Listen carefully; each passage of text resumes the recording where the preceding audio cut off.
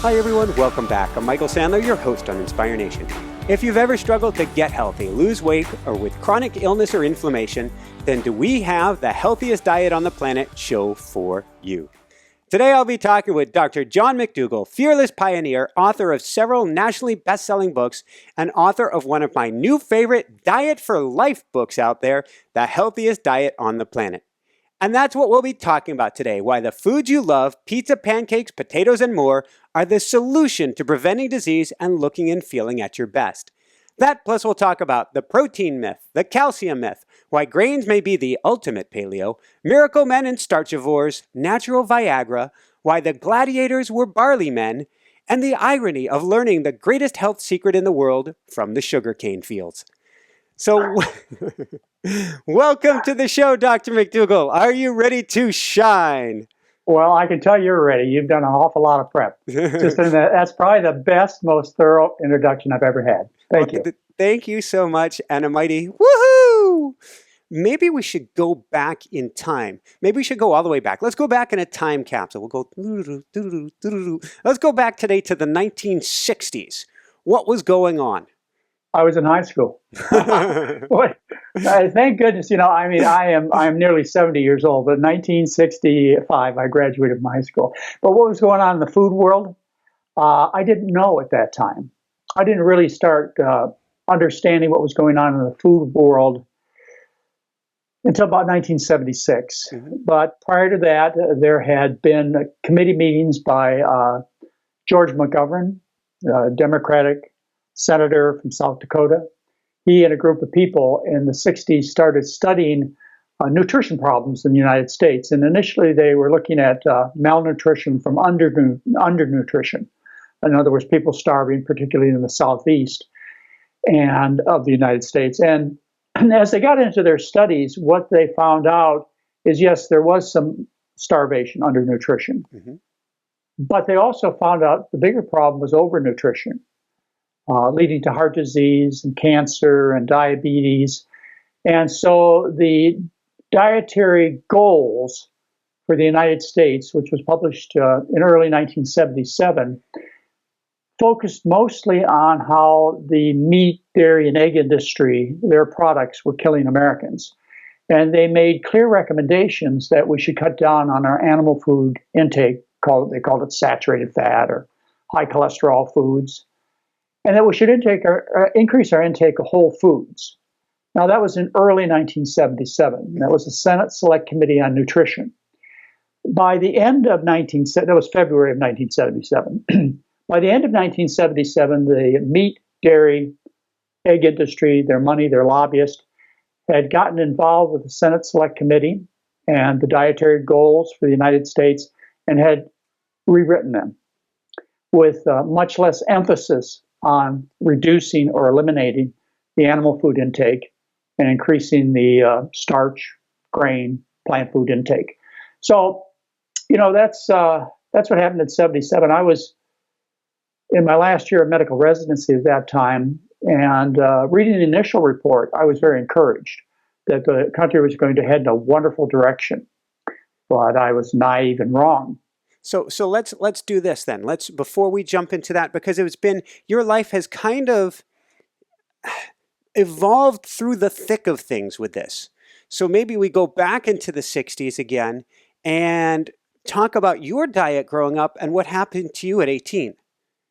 Oh, you have to go back to 1947. All right. The birth of John McDougall in Detroit, Michigan. I was raised by wonderful parents, particularly my father, an extremely talented and honest man. But my mother wanted to take wonderful care of us also. Mm-hmm. And her understanding, as was everyone else's understanding, is that the most important nutrients were protein and calcium. And so my mother wanted to make sure that I and my brother and sisters got plenty of protein and calcium, as every other family did, and does today, by the way. They think that the most important nutrients are protein and calcium. Once you satisfy those, everything is naturally in place. So I was fed a diet with plenty of eggs, meat, dairy. Mm-hmm. And I tell you, I ate those foods with enthusiasm. if I was going to really stand out of place and be unusual, I wouldn't say what I used to eat, but I think a lot of people can relate to how much of these foods I consumed. It wasn't unusual for me to consume 3 eggs in the morning for breakfast, Yeah. and bacon, and have a ring bologna sandwich or two for lunch, and down at least a half a gallon of milk a day. We'd have 1.5-inch thick steaks, maybe on Sunday. We had meat for every meal. That's the kind of diet I had. I was trim. I was constipated. I had terrible abdominal pains. I had no idea why. Because of all my milk drinking at 7 years of age, I lost my tonsils. As a What budding does teenager, that mean, if I pause you for a moment there? Because there are a lot of people, a lot of kids who have tonsillitis, have their tonsils removed. What does that mean? Because of the milk, I lost my tonsils. well, the tonsils are tonsils and adenoids. It's called the Valerian ring, Mm-hmm. and it's the initial system of lymphoid tissue that's kind of in the back of your throat, so that when foreign and potentially dangerous substances come in your mouth, Mm-hmm. this lymphoid tissue can respond by producing antibodies and defending you from viruses and bacteria and parasites and so on. Dairy protein is a foreign invading dangerous substance that the body recognizes. And so when you consume milk, what happens is the tonsils become very active. And because of the chronic consumption of dairy products, it doesn't have to be milk, it can be cheese or whatever, the tonsils, they work really hard, and then they get bigger, and they work hard, and they kind of break down, and they get bigger. There was actually a study published in the 1970s by a Dr. Boat, B-O-A-T, Mm-hmm. where he took children who were so sick from swollen tonsils that it blocked their airway, and they developed pulmonary failure, respiratory failure, terrible trouble breathing. And he put them on a no dairy product diet, and their condition completely cleared up. And you can look up Dr. Boat and that study on tonsils, which was done back in the 1970s, I believe. So drinking dairy is a primary cause. It's probably the cause, with few exceptions, Mm-hmm. of kids having enlarged tonsils. And the way, of course, we treated them back in those days was we went in and did major dangerous surgery. These days, probably kids get a little antibiotic. Sometimes they have their tonsils removed. But anyways, that was my 7-year-old experience. And then as a young teenager, I wanted to compete. And there was no reason I shouldn't be good at swimming and running and so on. I certainly had the physical body for it, but I didn't have the endurance. I remember that I was always at the last of the pack when we were out on the field running the laps. And I couldn't understand why I didn't have the energy that I should have. I know now why. It's because I didn't have the fuel I needed. My teenage years were filled with greasy skin and acne. That wasn't nice. And then at 18 years old, I went to college at Michigan State University. I stayed at Snyder Hall. And it was great to get away from home. But another thing that was great was that I could have all the free food I wanted. All you had to do was go through the cafeteria line, and you could pile up a plate of eggs or 2 plates of eggs or 2 plates of bacon, and then you could go back. And if they had pork chops, you could get 15 pork chops if you wanted. So my enthusiastic consumption of animal foods that I had learned in my childhood from my parents, because I needed to get enough protein and calcium, it accelerated when I went to college. 3 months into my stay at Michigan State University, in my first year, what happens is I woke up weak one morning. And as the day progressed, things got worse. I tried to go to class. I had a rule. When I was sent off to college, one of my mentors said, "John, as long as you go to class, you'll make it through college." So I just said, I will always go to class, because then I'll make it through college. Well, I tried to go to class that day, and I had a tough time. I was able to make it to English class, and then algebra was 4 o'clock in the afternoon, and I was in such big trouble as far as my confusion and my mobility goes that I couldn't go. And I asked my roommates, "Could you drive me to algebra?" They said, "Sure." And what they did was took me to the hospital. I spent some time at the health center at Michigan State University, and the next day I was transferred to Grace Hospital in Detroit. And they did a spinal tap and x-rays and all kinds of things, because at that time, my weakness had progressed to complete paralysis, the left side of my body. I couldn't move at all. And finally, they did an angiogram. And these days, they do angiograms for the groin. But at that time, I was 18 years old. It was 1965. What they did is they did bilateral sticks through your neck. Oof. So they took a couple of needles, put me to sleep, and they did an angiogram on my brain. Mm-hmm. And they found that I had a lacunar infarct. That doesn't mean much to your audience, but it's a special area of the brain that is very dense and control the body. And when you have an infarct in this area, a small bit of blockage and damage can cause huge problems, like I lost the entire use of the left side of my body. You had a stroke. I had a stroke, had a major stroke, yeah. So I stayed there for 2 weeks. After 2 weeks, I could move my thumb this much. And I said, ladies and gentlemen, I'm out of here. And I signed myself out against advice. My dad came to pick me up and to take me home for further care. And I said, Dad, I don't want to go home. I want to go back to school. I had new meaning. I had new direction. I almost died. I knew it. And so I went right straight back to school, and I hobbled my way the best I could to my classes. It took me about 6 months before I got reasonable mobility back. Mm-hmm. And now 50 years later, I still walk with a major limp. I have trouble doing my starboard jives on my windsurfer. Well, that's what I was going to ask, is how's the windsurfing coming along? So it was a major event. But what it did a couple of things to me. My poor health as a young man and a child allows me to talk to you about the damage of the Western diet, the American diet, mm-hmm. because I've been there. My highest weight was 230 pounds. I now weigh less than 150. My highest cholesterol was about 338. It now runs below 150. I was a very, very sick young man, but what did I know? I thought that everybody felt like I did. The second thing that this major stroke and hospitalization did is it turned my direction to become a doctor. In our home, I came from a lower middle class family, great parents, mm-hmm. but they didn't have many opportunities themselves when they were growing up. Even though I know now my mother wanted to have a doctor as a son, she probably never directly expressed it. And I never felt like I could be a doctor because doctors were next to God. And I was not that kind of material. I wasn't that great of a person. But when I spent 2 weeks in the hospital, I met these next to gods. Changed my whole life. They'd come in, and believe me, because I had a stroke, and only about 1,000 people in the U.S. have a stroke every year. I was a medical curiosity for Detroit. And so for people from around the city, experts, major experts, specialists, cardiologists, neurologists, neurosurgeons, they came to see me, and they would examine me and take a little history, and they'd get all done. And I'd say 3 things to them. I'd say, what's wrong with me? Mm-hmm. What are you going to do for me? And when am I going to go home? And every one of them had the same answer. They go, I said, heck, I can do that. They just shook their head. They never gave me an answer. So I went back to school, and my whole path was laid out then. I didn't know it, but I went then towards veterinary school, and then pretty soon I figured out I could go to medical school.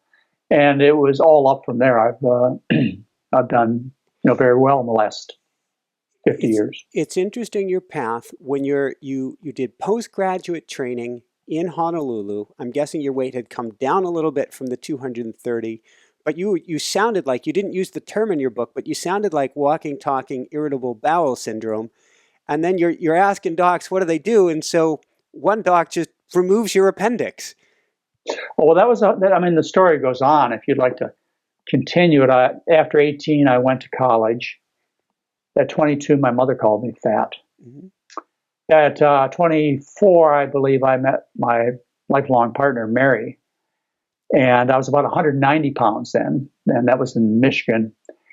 And then we went to, after my medical school graduation, I went to Hawaii to do my internship at the Queens Medical Center. And the stomach pains, they just continued. And finally, Mary insisted I ask a doctor, what's wrong with me? because I'd come home at night and I'd just curl up on the bed because my stomach hurt.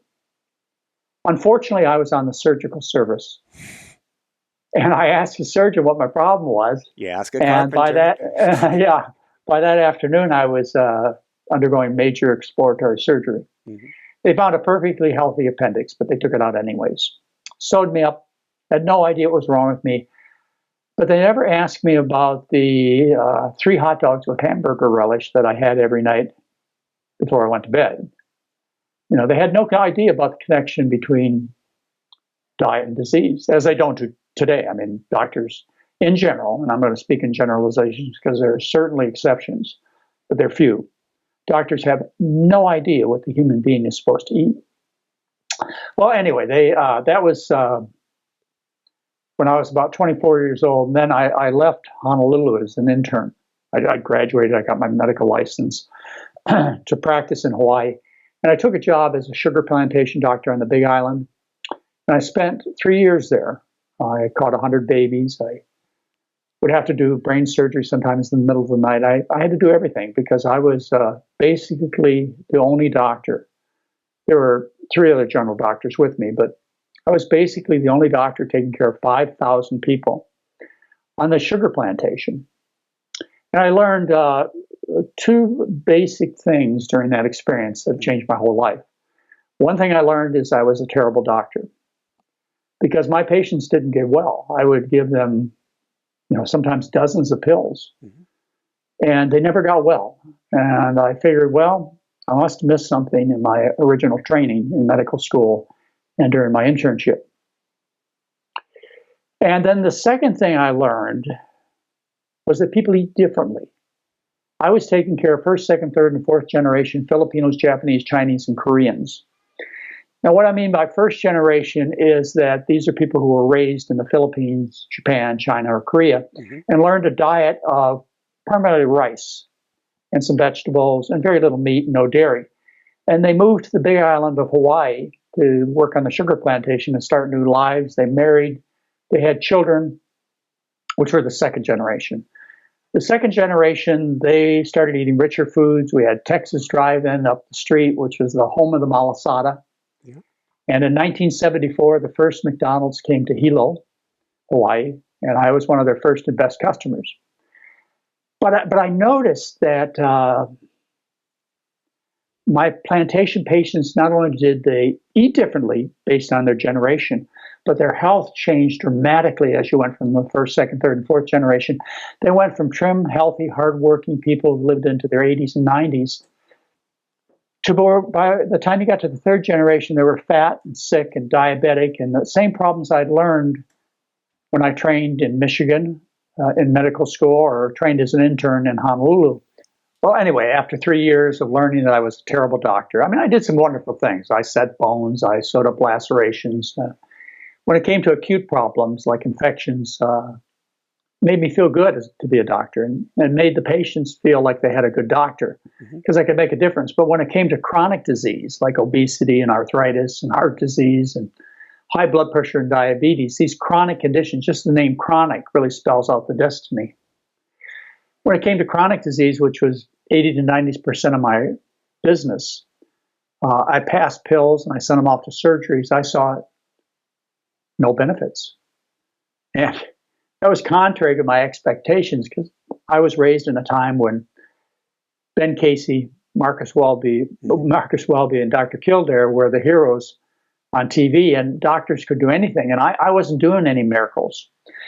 So after 3 years, Mary and I had transferred our 2 cats to 12 cats, and we'd had also our first 2 children. And we left. I went back into training. I took a job making $12,000 a year, supporting Mary and the 2 kids as a medical resident because I wanted to learn how to be a good doctor. I wanted to help people. Let me pause you there. I want to go back to the sugar plantation for just a minute because you talk about, I really want to help people to understand the difference between first generation and fourth generation. You call the first generation miracle men and talk about natural Viagra and them retiring or in their 70s and 80s. Oh, you like that story? Yes. Okay. Well, this is a side story, and remember, I'm a young man with high hormones, as most young men are. And I saw something unique every day in my practice. I had a general office practice. Every day I would see a family unit, which was unique. There would be several of them. And people who are of the Filipino culture, they know this story well. Every day would come in a family unit made of an elderly man, 60, 70, sometimes 80, and a wife who would be in her 20s, and 2 or 3 little kids. And the practice was Filipino men would work hard. They would save their money. They had a huge income compared to the Philippines. And after their retirement, they would go to the Philippines and buy a young woman as a bride and bring her back to Hawaii and start a new family. And this was just typical. And I thought to myself, look at these men in their 60s, 70s, and sometimes 80s. They're performing better than men in their 40s. I mean, it's not uncommon for people to have sexual function problems in their 40s, men.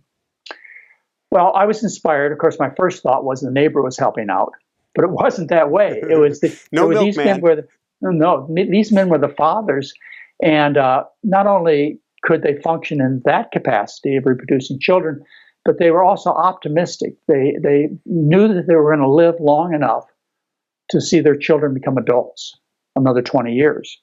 That inspired me. It was one of those things I like to tell as to why I wanted to change my diet. Here I'm 70 years old, almost 70, and I'll have to tell you, no, I don't have to tell you, but I will. The performance of those Filipino men is something that I have.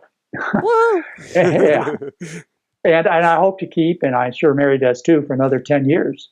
Whereas, as I say, it's not uncommon for men in their 40s to have erectile dysfunction because they're overweight, they feel sick, they're on drugs that keep them from having an erection, like blood pressure pills, and it's pretty miserable for people. And much of that can be reversed, which is nice. So let's jump into the next few years after you leave the sugar plantation, because now you're I think on a mission and wanting to figure out the whys behind this.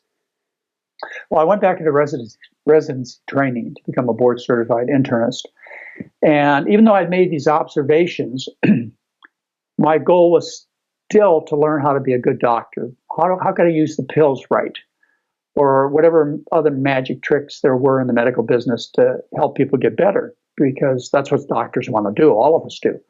We want to help people. And after about 3 months back into training and watching the best doctors in the country, because it changed from the Queen's Medical Center to the John Burns School of Medicine at the University of Hawaii, and they had brought in from around the world and around the country the best doctors. And so they became my teachers. I mean, who wouldn't want to go to Hawaii and work and live? So I entered a setting where the opportunity to learn how to be a really good doctor was there. And I watched my mentors, these expert people, I watched them treat their patients. And after about 3 months of that observation, I came to the conclusion that their patients didn't do any better than mine did. You know, it wasn't my problem. The problem was the system. The system doesn't work. It didn't work back then in 1976 when I entered medical residency. And it doesn't work now, 40 years later in 2016. It's the same business. It's the same horrible results. What you have in the typical patient, and I'm talking about 99.99% of the patients, when they go for medical care, they end up getting a bag full of pills and a bunch of excuses. So you have a whole population in the U.S. and Europe and now China of fat, sick people walking around carrying a bag full of drugs. And that's in 40 years. Nothing's changed.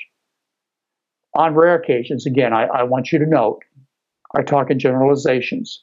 And there are some exceptional doctors who have taken another point of view. I don't intend to offend those of you who have learned things that are important and really can help your patients, or those of you who are in fields where you can do a lot of good for people, like ophthalmology. You can take out cataracts, or If you're a bone surgeon, you can straighten out bones and do some marvelous things. But when you're in the general practice of medicine, like I am, an internist or a family practitioner or a general practitioner, and you try and take care of people who are sick from food poisoning, from the American diet, and you try and cure food poisoning by giving them pills or occasionally send them off to heart bypass surgery or angioplasties, you end up looking at the results of your efforts and you go, I'm a lousy doctor. Or more commonly, they say, you're a lousy patient. You're not doing what I told you to do, or you're genetically defective, or you got mental problems. And yeah, it's not a happy situation for the patient or the doctor using the system we have, but it's extremely profitable. The typical office visit is 7 minutes. You can ding the patient. I don't know what you get for it these days because I've been out of the general practice of medicine for a long time. But let's just guess you can ding them for $100, $150 every office visit to refill their pills. You can turn over a lot of cash doing that. And because of the financial incentive, nothing changes. If you were penalized for having sick patients, and they tried to do this at one time by capitated care, this was back about in the 80s. The idea was is you'd give the doctor a big bag full of money to take care of, say, 500 or 1,000 patients. And you had to pay out of that big bag full of money, you had to pay for their pills and probably not their major surgeries. They had some exceptions because one heart bypass surgery gone wrong would have taken that whole bag of money. But in general, you had to pay for your patient's sickness, and it was a good idea, but it should have motivated doctors to figure out how to get patients well and off medications and to stop coming to see them. But the capitated system never worked. And so we don't do that anymore. So let's go from there. Let's talk about, there are a few key points you talked about. You talked about food poisoning. So we need to know what that is. And soon we need to talk about the last bit. I definitely want to talk about what the healthiest diet in the world is. Before that, I want to talk about fad diet. So let's talk food Let's just talk food poisoning first. Sure. This concept is something that has evolved in me for 40 years and finally got me to write the book, The Healthiest Diet on the Planet, to focus on those simple points and to make a very simple book. The problem that people are suffering from is food poisoning. Now, there are various kinds of food poisoning. You can, for example, you can get lead poisoning and arsenic poisoning, if those happen to be in your foods. And you get sick, and if you stop the poisons, these heavy metals, then what happens is you get well. You can get other kinds of food poisoning like salmonella and E. coli, staphylococci, and listeria. And if you stop your exposure to these microbes, then what happens? The body heals and you get well. Well, the food poisons that people suffer from on the Western diet, I have categorized into just two categories. The food poisons are animal products. That means snakes and moles and cows and pigs and pheasants and robins and fishes and turtles and whatever. One category of food poison is animal foods. The second category is vegetable oil. All right, let's just leave that alone for a minute. And let me tell you why I did that. Because it's so hard for people to change when they don't have specific advice that they can follow. Like, for example, say you're a cigarette smoker and you decide you want to change that. There's just one simple thing you have to do. You have to stop tobacco poisoning. And you know that. And so you make that maneuver. You clean up your air. It's hard. I did it a long time ago. But you know what to do. And say you're a drunk, an alcoholic, and you're suffering from alcohol poisoning. You know what to do. It's very simple. It's always on your mind. You know what to do, but you have to do it. Now, when it comes to food, you don't know what to do. People tell you to skin your chicken or maybe to eat a paleo diet or eat a bunch of broccoli and kale. It's really not clear in the person's mind as to what the problem was.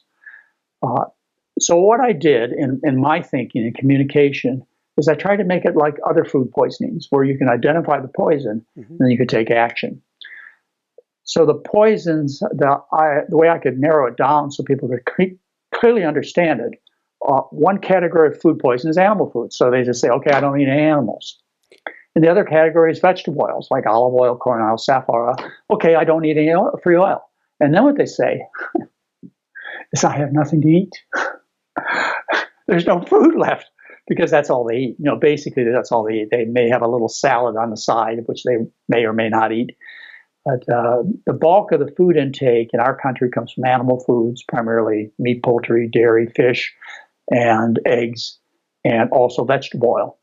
Why would you, let's take one at a time, why would you, and I can certainly hear people behind me saying, we've eaten animals since the beginning of time, we wouldn't have survived without animals. How can we consider that a poison? Well, we consumed animals, but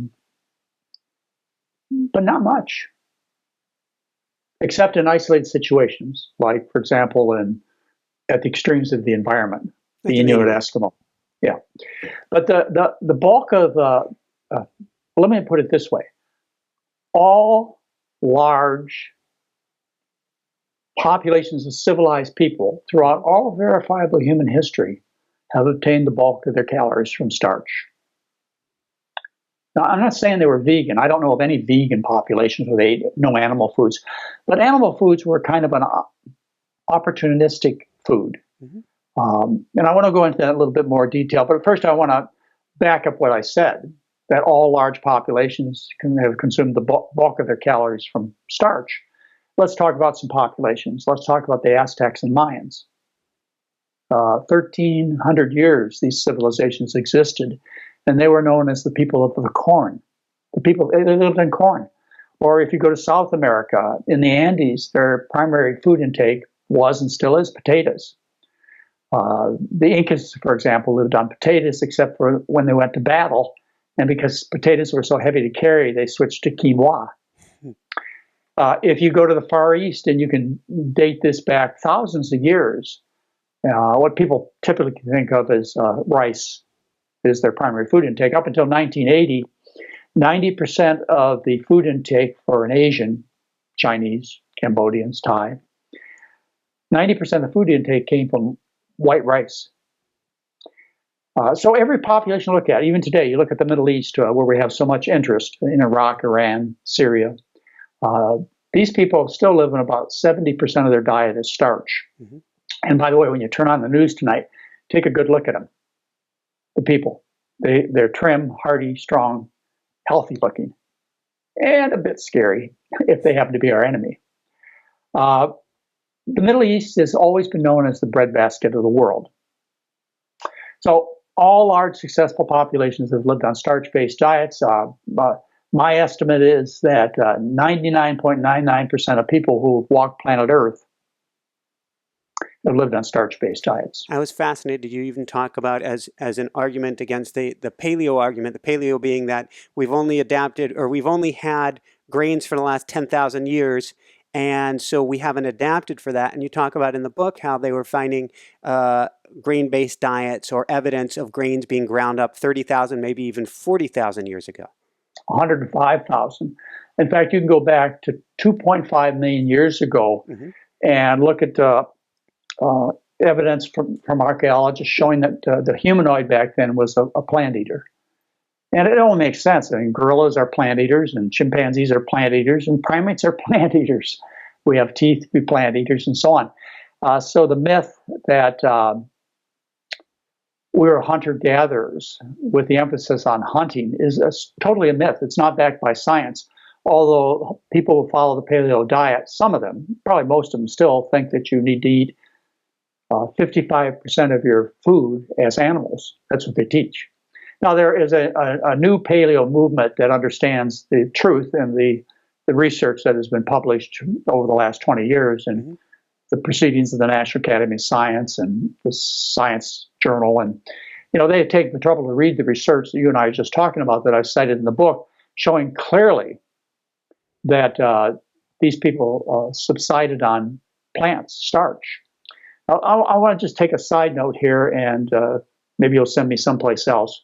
But the idea that we're hunter-gatherers is true. We're hunter. We all, as I say, I don't know of any vegan population. We just get calories from wherever we can get them. But in most societies, the few exceptions being the Inuit Eskimo, and we can name the Maasai and a few others. But in most societies, the hunter-gatherer concept is falsely emphasized. The bulk of the calories came from gathering. Mm-hmm. And who does the gathering? The women and the children. And the grandparents. Yep. And who does the hunting? You see, this is a problem. This is a problem of sexism. That's why it's called His Story. Yeah, it's sexism. So the men come back, and maybe whatever they killed didn't rot before they get back to the camp. And then they sit around the campfire, and you know how men are, and they brag about their hunting days. But the bulk of the calories in every society, with few exceptions, the bulk of the calories are obtained by gathering, not hunting.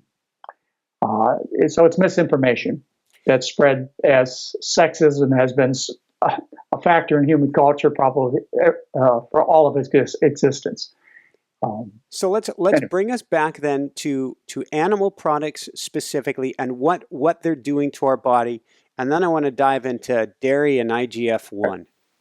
We feed Einstein some prepared cat. I'll tell you, 3 times a week Einstein brings to my back door a mole or a mouse or a little bird he caught. And he just sits there with that little animal under his chin, and he smiles at me. He's so proud, and he's so happy, because that's his diet, and he thinks he wants to share with, I don't know what he's thinking. But anyway, he does bring him to our back door. So Einstein's diet and your cat's diet is clearly a diet based on eating animal foods. Now, what if we did an experiment? Now, I won't let you do it with your cat, but I'll do it with mine. What if we did an experiment and we took Einstein and we decided we were going to change his diet? Instead of meat, I decided I'm going to feed him potatoes.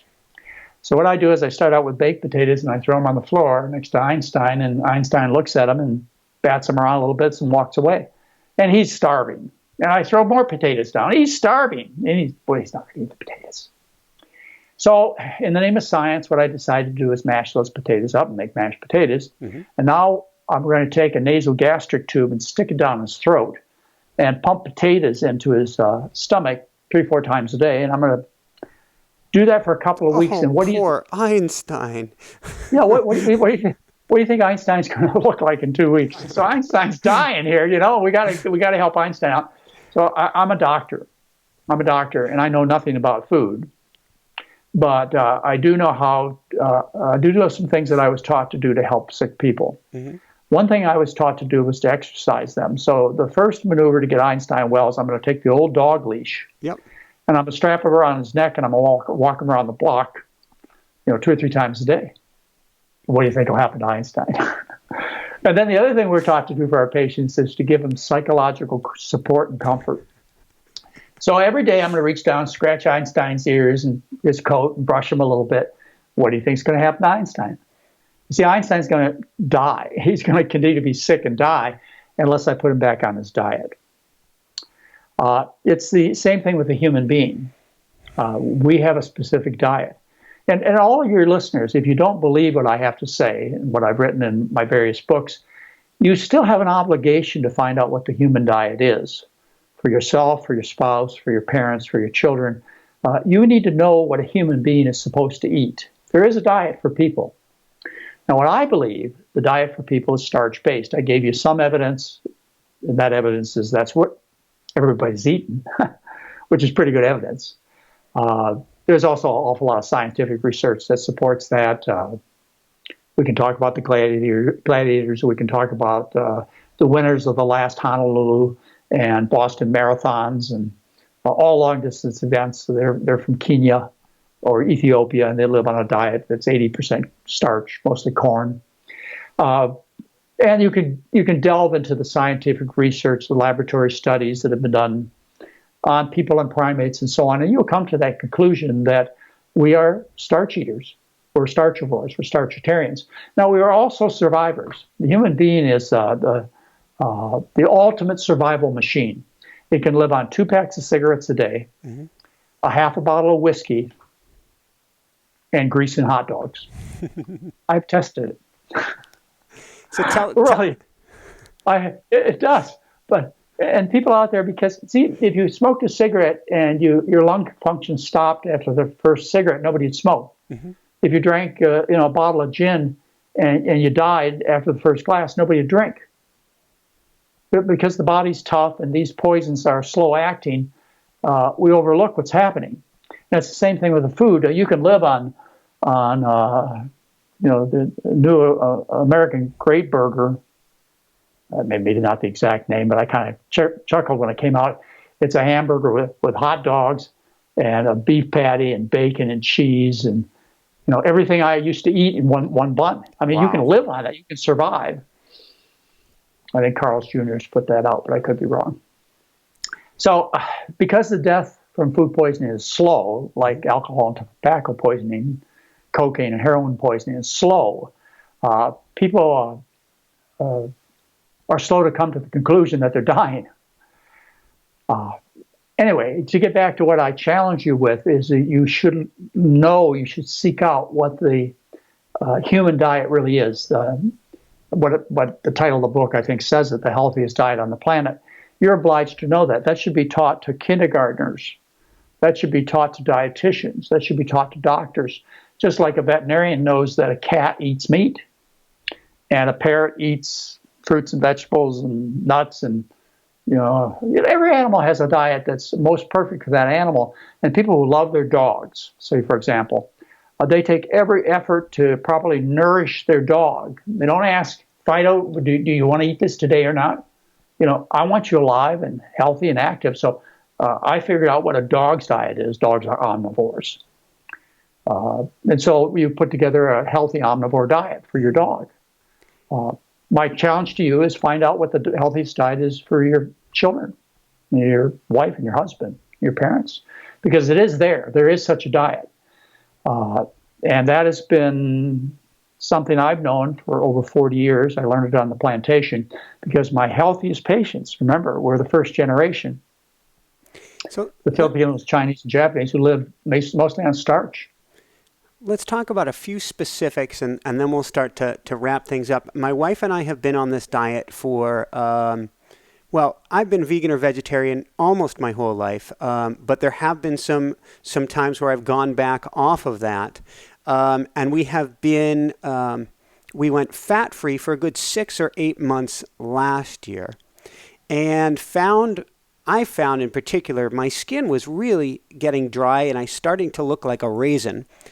And so after having guests on talking about Ayurvedic diets, which have been around a good 4,000 or 5,000 years, I put a little bit of ghee, maybe a half teaspoon to teaspoon of ghee, clarified organic butter. Oh, I know what it is. In my diet daily. So I'm curious why that's not good, and what in the world is IGF-1?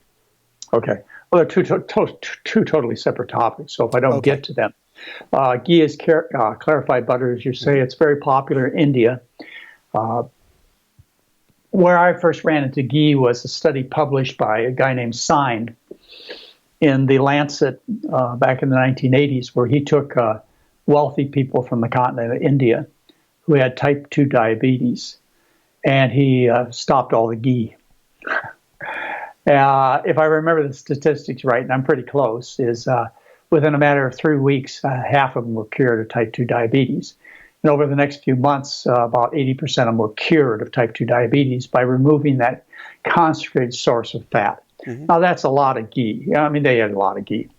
If you're going to ask me, is eating a little bit going to hurt you? Well, no. I mean, you can eat a little bit of cyanide. You can, smoke 1 cigarette a day. Now, I can't deal in little bits. Mm-hmm. So your little bit of ghee that you chose, considering your moderation and the way you understand things, was probably of no significance. But many of my patients don't understand a little bit. And so if I say it's okay to eat butter and cheese and ghee and meat and so on, they can't deal with that. It's just like me. I smoke 0 cigarettes or I smoke 2 packs of cigarettes. There's nothing in between. And same thing with alcoholism. If you're an alcoholic, you either drink or don't drink. You don't moderate these things. Anyway, I understand your dry skin issue. It can be a problem. It rarely is. But I would have answered that by consuming nuts and seeds. Why get it from a cow? Well, I mean, cows have so many problems. I don't know exactly what is in ghee, but it comes from cow's milk. Yep. And cow's milk is some of the dirtiest food on the planet. Cow's milk is full of all kinds of microbes, even mad cow prions, E. coli, listeria, salmonella. I mean, that's in cow's milk. And also, cow's milk is infected pretty much 100% of the time with bovine leukemia viruses in the United States. Pretty much 100% of it is infected. So why pick a source of fat that's dirty, that inconveniences a cow? I mean, they have to live under horrible conditions to give you that ghee. No, why do that? Why don't you just go get some nuts and seeds? And I know from my own experience, if I, add some nuts to my diet, the texture of my skin is different. Yep. You may call it, I don't know what description, but let's say just less dry, maybe more appealing to you. That's not the usual case with my patients. Most of my patients, when I take care of them, they have greasy skin, and as a result, acne, and they're obese. So they're eating fat, and the fat you eat is the fat you wear. You wear it under your skin as body fat, or you wear it on your skin as greasy skin and hair. And if I took the approach, well, you need to cut down on the animal foods, oils, nuts, and seeds, they'll never be able to do it. It's like I say, walking up to an alcoholic and say, you know what, instead of a half a bottle of gin a day, I just want you to have one, just one small shot glass. But they'll never do it. It's impossible to do. But if you tell people strict guidelines, look, these are the food poisons that are killing you, stop eating them, and these are the things that support health. Now, people cheat, but I don't have to teach my patients to cheat. Yeah. They do it on their own.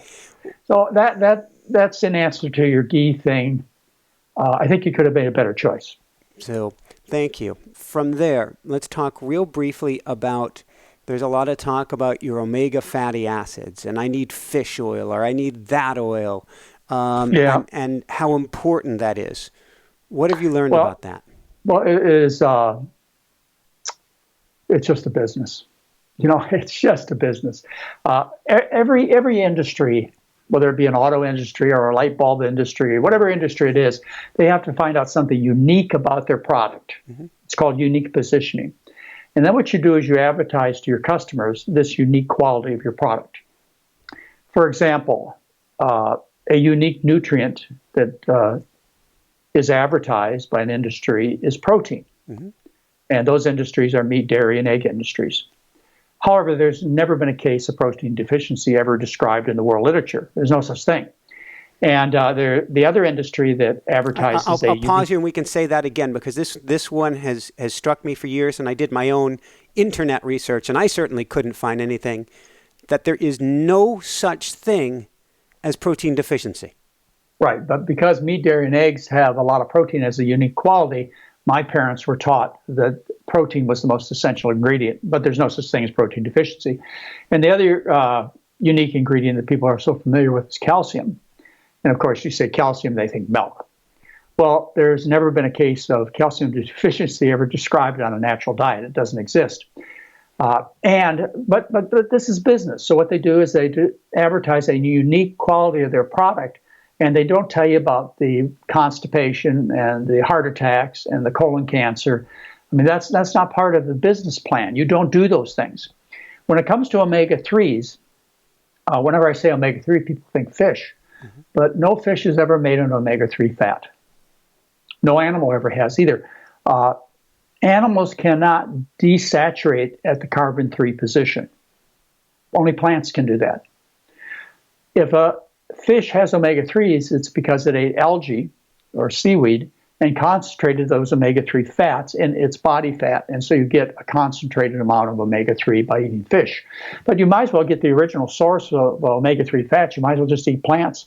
There's no such thing as omega-3 fatty acid deficiency on a plant-based diet. It doesn't exist.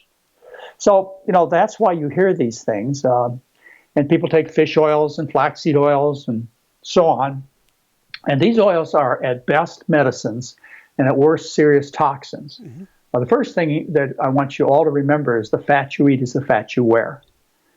So if you're going to eat fish fat or flaxseed fat, you're going to wear it on your skin or under your skin, and you're going to get fat most of the time. These oils have pharmacologic properties like, for example, you hear about this, omega-3 thins the blood, which they used to say prevented heart attacks, but it doesn't. I mean, there have been major studies published in the last 15 years on primary and secondary prevention of heart disease, and it always fails, the omega-3 fats. Well, it thins the blood, and if you have thin blood and you get in a car accident, you're more likely to bleed to death. One of the things that's known about traditional Inuit Eskimos is they have fatal nosebleeds from eating all that omega-3 fat. Fascinating. Omega-3 fats also suppress the immune system. Now, that is sold to the public as you take fish oil, and it helps your arthritis. Cod liver oil used to be the big one because oils are joints. Well, what it really does is suppresses the immune system and cuts down on the inflammatory reaction of the immune system, but it inhibits the entire immune system. As a result, you're more likely to get infections from eating not only omega-3 fat, but even like eating fish. You suppress your immune system and you're more likely to get microbial infections, viral infections. So when you eat these fats, you're more likely to bleed, and you're more likely to have infection problems and suppressed immune system. As I say, at best, it's a medicine. At worst, these free oils or omega-3s are serious toxins. Let's talk inflammation for a second, then we'll start to wrap things up. My sister has struggled for years, and is it somewhat managed through naturopathy with lupus. We have a lot of listeners who have inflammatory autoimmune disorders going on. Any thoughts? Oh, sure. I take care of lots of patients with nonspecific arthritis, fibromyalgia, rheumatoid arthritis, lupus, psoriatic arthritis. If you go to my May 2014 newsletter at my website, you'll find a discussion of 10 severe cases of inflammatory arthritis that were cured with the diet that I recommend. And you'll also find a literature review. You'll find 30 studies that say dietary change will dramatically improve or cure people. And in one study published in The Lancet, the cure rate was 100% for people who stuck with the program. And so we take care of lots of people with these troubles, including lupus. Now, lupus, I have to tell you, is a very serious disease, and it doesn't change overnight like with rheumatoid arthritis. Usually in 4 to 7 days, people with rheumatoid arthritis start seeing the benefits. Mm-hmm. With lupus, the damage to the systems is so great that it may take you 4 months or 6 months to really see some dramatic improvements, but it does happen. And I have some case studies that were published in medical journals that your sister could look at. Just to tell you general information, there's a whole discussion on general information, but this is more specific than just general information causing these inflammatory arthritis. What if we haven't talked? We've talked about getting out. We've talked about getting out the food poisons. If we have, in this book of yours, The Healthiest Diet on the Planet, has an amazing section that I'm going to be diving into because my diet is way too boring at this point, and I'm firmly committed down this road, and we'll probably get ghee out. I did it from an Ayurvedic point of view, but let's play with that. What do we do for our kids and our kids' diets? Well, you started them out with the breast. And you breastfeed them exclusively for 6 months, and then they develop teeth and hands that can reach into mother's hand. And they start eating solid food, which is things like potatoes and rice. And, this has been going on again. This has been going on throughout human history in all cultures up until about 1980 when industry took over. And so you start them out on breast milk, and then you add some solid food. And an ideal diet for a child is starch-based with fruits and vegetables.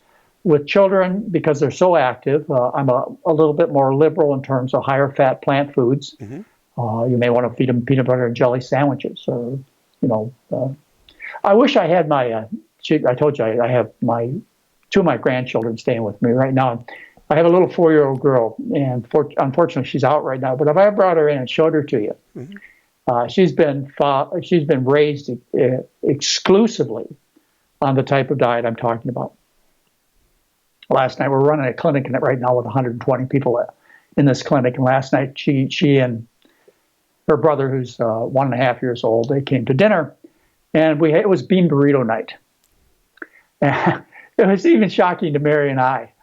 She went through the line, 4 years old, and she made a bean burrito out of broccoli.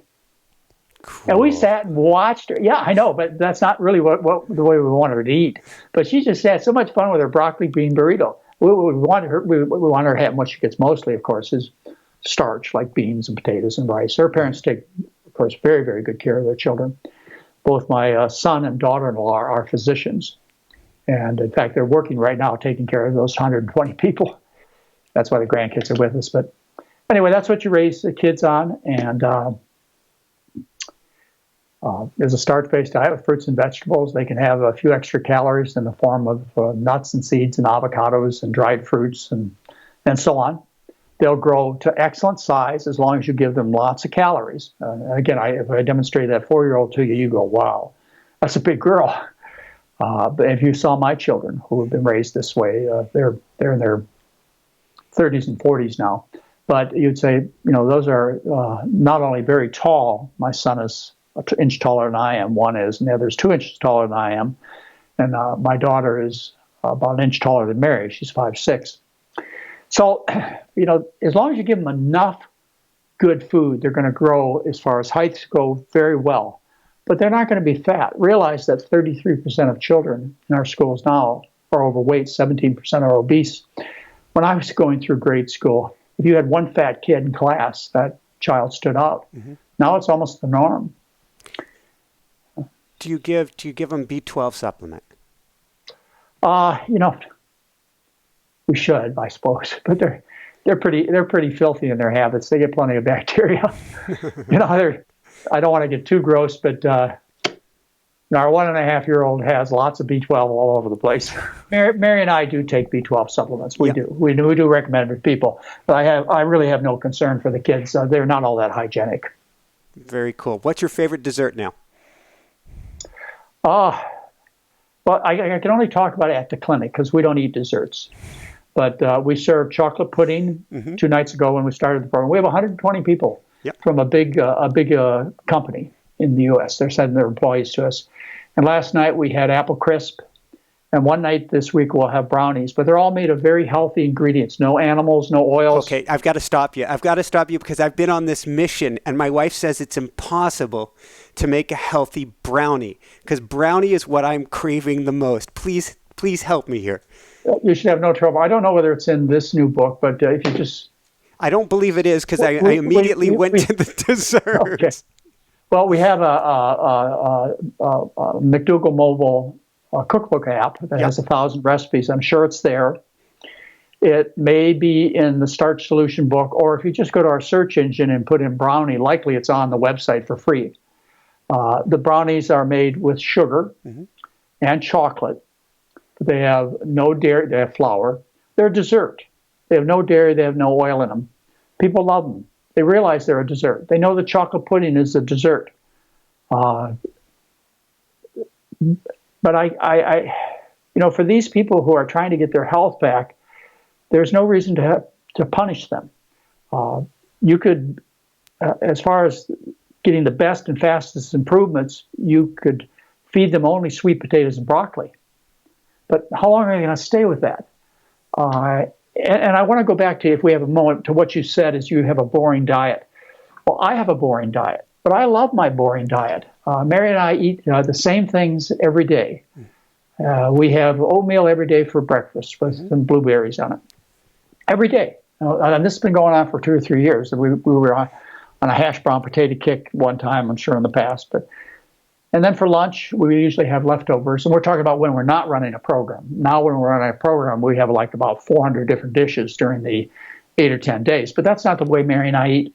And we're not going to eat dinner tonight at the program. So Mary decided she's going to put our favorite dish on for my son, daughter-in-law, and the 2 grandkids. So right now, she's in there. Before we started the show, she got her crock pot out, and she put in one variety of beans or another, and a few different spices. And so tonight, when we eat dinner, which we're eating at home, not at the clinic, we'll have a cooked bean dish, whole beans, spiced. She'll put in some dried tomatoes that I grew in the garden this summer, cut them up, put them in. Maybe some kale that I grew in the garden. And then she'll make these new potatoes, little potatoes. She'll take a pan of boiling water and she'll boil those up. And what we'll have, all of us, including the kids, is a bowl with maybe 2 or 3, like I would eat 2 or 3 or 4 of these new potatoes boiled, and then put this bean mixture over it. And likely I'll throw a little sriracha sauce on top. And Mary and I eat that ourselves when we're home without the grandkids and the children visiting us. We'll eat that 3, 4, 5 times a week for dinner with a different kind of bean, maybe a different kind of potato. Last week we actually had just sweet potatoes for dinner. And that's, monotony is really pleasurable for us because there are certain things that we love and we eat them over and over again. People are generally monotonous. Think about it. If you go to a restaurant, at that restaurant, you order the same thing off the menu every time you go. Usually people have the same thing for breakfast. It may be bacon and eggs. They have just a few different things for lunch and dinner. They may be unhealthy things. But I think variety is not a goal, or shouldn't be for most people. If it is, Mary has 4,000 recipes published. Where do we go to find them? Well, you can find them. We have 13. This is our 13th national best-selling book. Yeah. And all here, but I'll hold 2 up of these, the book here. All but 2 of these books have a section by Mary. You see, co-author is Mary McDougall. So Mary invented low-fat vegan cooking, and I want to say that again. It talks about it in the book. I finally was able to clarify my thinking and write down. So she's a very modest person. But before the recipe section, it talks to you about how Mary McDougall invented low-fat vegan cooking. Back when we started, we had vegetarian and even vegan, but it was always full of oil. And we also had low-fat, which was skim milk and skimmed chicken. That was the low-fat diet. And those were, those are the diets we had. And so because of my learning and my desire to take care of my patients, I had to ask Mary to invent a whole new way of cooking and feeding people. So she started that in about 1977. And actually, we have 14 books published, but one nobody knows about. She started in 1977. And I would tell her, Mary, you've got to cook without animal foods and oils. And eventually, it first started no beef. Then I told her chicken and fish are the same as beef; they're all muscles. Then the next revelation, when I came home after researching, was I told her that dairy was liquid meat, so you got to get all rid of the dairy. So she had to put the vegetarian cookbooks back on the shelf and take other ones out and find vegetarian books without any animal foods. And then one day I came home and I said, Mary, I almost lost my happy home, by the way. But I said, Mary, the oil is poisoning people and it's making them fat, so you have to get the oil out of the food. And that was very troubling for her. But, she just happens to be a genius in the kitchen, and she got right to it to help our patients. And we published our first book of low-fat vegan, which she invented, in 1977. It was a Ring notebook. And since then, as I say, she's published almost 4,000 recipes. But now low-fat vegan cooking is very popular. In fact, we list in the book, The Healthiest Diet on the Planet, we list probably 15 different websites that teach low-fat vegan. But I did want to take the opportunity in this book to give her the credit she deserves. And can I just say a couple other things about the book to your customers? Go for it. Then give us a URL. Then we got to start to wrap this up. But go for it. Oh, that's okay. I want to tell you why I wrote this book. because I've had 12 national best-selling books. And HarperCollins, Harper One division, came to me about 2 years ago and offered me a big bucket of money to write another book. And I said, I'm not writing any more books. And we discussed this for almost 6 months. And finally, the editor of Harper One came up with a brilliant decision, because I insisted that I was going to publish my color picture book as my next book, and nobody would do it. They thought it was a children's book. But the editor said, well, we can do something unique and different. It will be expensive, and he had to sell it to HarperCollins. So what I did is I put it's a color picture book. Yeah. And you could go through this, and in 10 minutes you can understand exactly what to do, because people don't read anymore. They have these devices they look at, and they look at pictures, and actually this color picture book is on my website in 24 languages. So it's really free, the color picture book. But to have it in a book where you can take and give it to your coworker. I know you have diabetes and arthritis, and in 10 minutes you can look through these pictures, and it tells you don't have to read any words. And this is also the first book Mary has had color pictures in for her recipes. So that's why I wrote the book, and I didn't know how it was to turn out, but it's extremely well appreciated and accepted by people. I hope you feel that way too. I would give that a woohoo, and it's red light. We didn't even talk about the concept of red light, green light. Yeah. You go through, and there is the occasional yellow light in there. I'm sure that brownie would be in the yellow light category. But it makes it very visually easy to see. Eat, don't eat, maybe a little bit. Might even be brilliant for kids in that way. I guess we're all kids when it comes to diet. When we've switched diets, the biggest question is not, is this healthy for me, but is what in the world am I going to eat now? And you answered that. And we showed pictures. So, and with a little bit of writing. When I first put this lecture together, which was in the summer of 2014, I sat down with my older grandchildren who were 6, 8, and 10, and I went through the color picture book with them. I asked them if they understood. And every one of them said, Grandpa, yeah, we understand. And so if my 6, 8, and 10-year-old grandsons could go through that color picture book and understand everything I said, and by the way, they like the picture about constipation the best. It talks about the disease. There's a person sitting on the, yeah. So they said, that Grandpa, we really like that one picture. But anyway, I wanted to make it so simple that, not to talk down to people, but so that they couldn't miss it. It would be absolutely clear as to what you're supposed to eat and not eat. And then when you go to the green light pictures, you can see these amazing tomato soups and pizzas and pasta dishes, and they just visually strike you. You go, oh, that's what I want. So the color picture book is unique. I have Harper One and my editor to thank for this. And they're just so excited at HarperCollins as to the power and the beauty of the book and the way it's selling. It's selling probably better than any book they've had in a long time. So what's the URL people can go to find the book, to find the recipes, to find out more from you? You can go to Amazon or any of the book selling companies, and you can order it. Amazon, it's really cheap. It's like $17 for a beautiful book like this. I don't know how they put it together and are able to sell it for that. Or any of your bookstores have it all over the country. I think every bookstore has it. We don't sell it. We don't sell it on our website. We sell our other books. But we only sell this one through regular outlets. And that may change someday, but you will have no trouble finding this book anyplace. And your website is? Oh, my website, yeah. If you want everything free, if you don't want to buy a book, you want everything free, the recipes, the color picture book, all the discussions I have on multiple sclerosis and rheumatoid arthritis and blood pressure and everything, you go to drmcdougall.com, which is spelled drmcdougall.com. But you just put in John McDougall and diet, and I'll likely be the first thing that comes up in your search engine. We've been at this for a long time. As you well know, we've done a lot of work, and we're pretty well known. We're glad of it. As I said, we're 70 years old, and maybe we have another 10 years to try to get people to be healthier and to save the planet. Woohoo! Which, by the way, is my goal, to save the planet. At least do my part. We got lots of things to do to save the planet. But Mary and I have a part to play, we think, and that's to get people to stop eating the livestock, which is destroying the planet, and to get back to the traditional human diet. which is a starch-based diet. Just that maneuver alone would change the impact of environmental disaster overnight.